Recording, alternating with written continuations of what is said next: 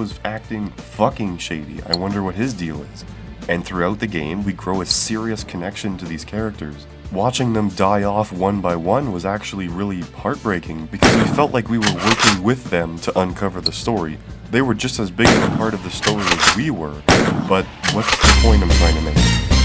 Well, the thing is, in the sequels, there's no fucking memorable characters. Every character in Dead Rising 2, 3, especially 4, feel like they came out of an assembly line. I can assure you, I don't have anything memorable to say about this character, or this.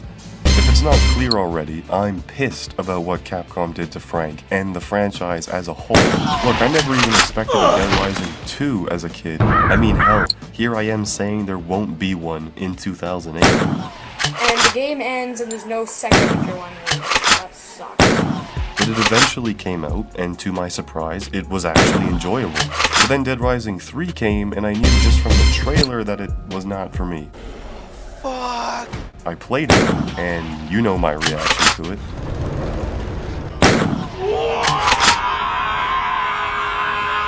And now we're at a fourth game, which I didn't even bother to buy because I'm not a moron, but thankfully I'm a really reasonable person, and if you like the current state of the franchise, cool. Doesn't bother me, and I truly hope that for Dead Rising 5, or whatever comes next, that they get their head out of their ass and listen to us, the fans. Anyways, thanks for listening to me ramble on for like 3 hours here, and I hope you enjoyed my review of the overall current state of the franchise, or at least the first game. At this point, we're all sick of this. We can agree to that.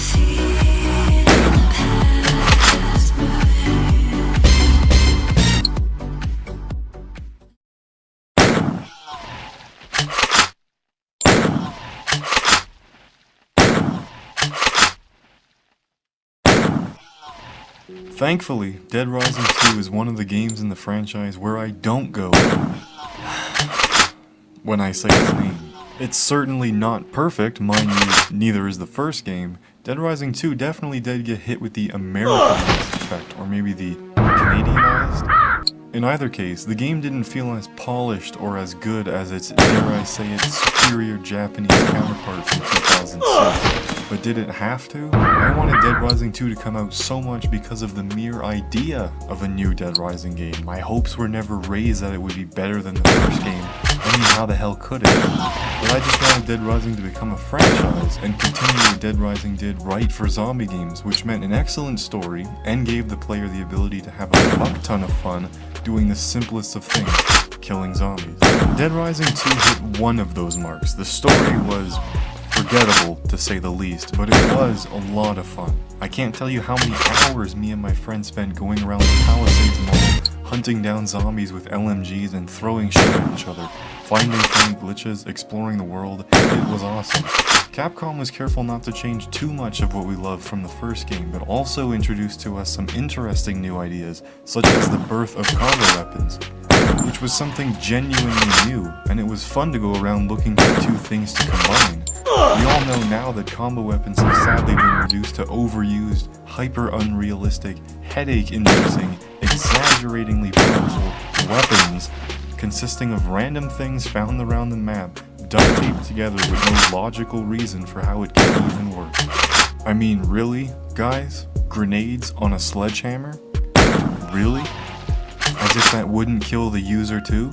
In its prime, combo weapons had a simplistic feeling to them. They didn't feel like they were out of a cartoon or comic book. Anything you combined together would output a logical weapon that actually consisted of what you pieced together. You got a drill, you got a fucking spear, put them together, you got a drill spear.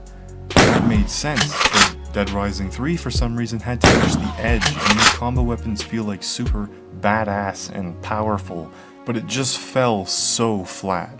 Take a look at this shit for a second. Combining a sword and motor oil, two fairly common things, created a flaming serrated blade sword with gas lines, a fuel pump, a heat brace, and a fucking gas canister. But okay, maybe I'm just salty as hell about that, so whatever, fine. The point is, Dead Rising 2 did it right. It got combo weapons right. It didn't get everything right. The story felt like it was written by a 5-year-old, and the ragdoll physics, oh god did they suck. Fuck me. The game was so good in its own way that you look past that, and for the most part, those issues with the game added to how fun it was. The story was so shit that it was funny to laugh at with a friend, questioning terrible character motives, goofing around when a mission got boring, stuff like that. And the piss-poor ragdoll physics, or lack thereof, was hilarious by how bad it was, since zombies in Dead Rising 1 always died with a predetermined animation. It was funny to see zombies getting thrown around like bags of sugar, glitching through surfaces and shit. It was great in its own awful way. What came after Dead Rising 2 literally just felt like it was made for the money. There was no sense of passion in 3 and 4. They are just thrown together to look like Dead Rising games, which they barely even do.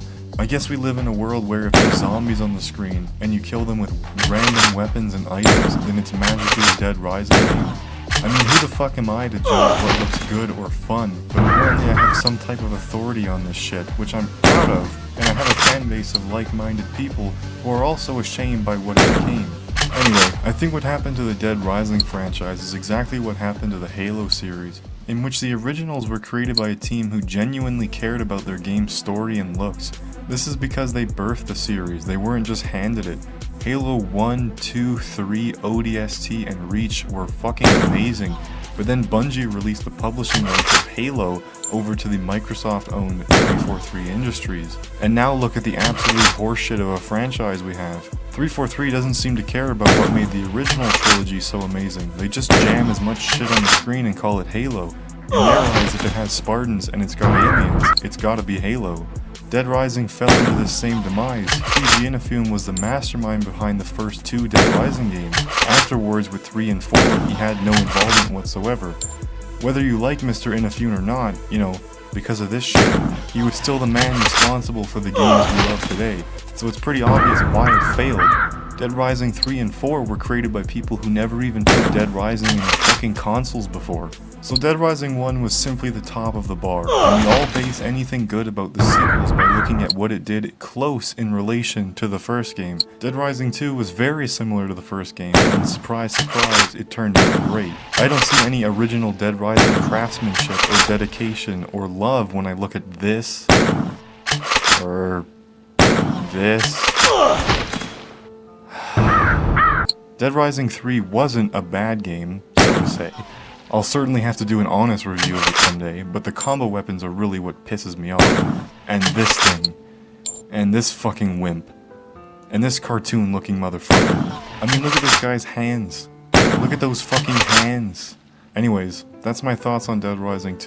It's a great game, and I'd surely recommend it to those who want an easier and more open Dead Rising game. But I don't think I'd ever recommend it over the first one. Thanks for watching, and I hope you enjoyed my review. Nope. Thanks for showing me, though.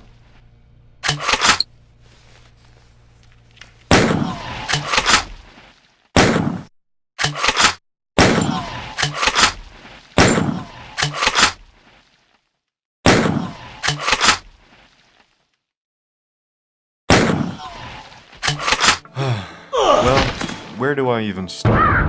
Let's just get it out of the way first. Dead Rising Chop Till You Drop is either going to pique your interests or make you laugh your ass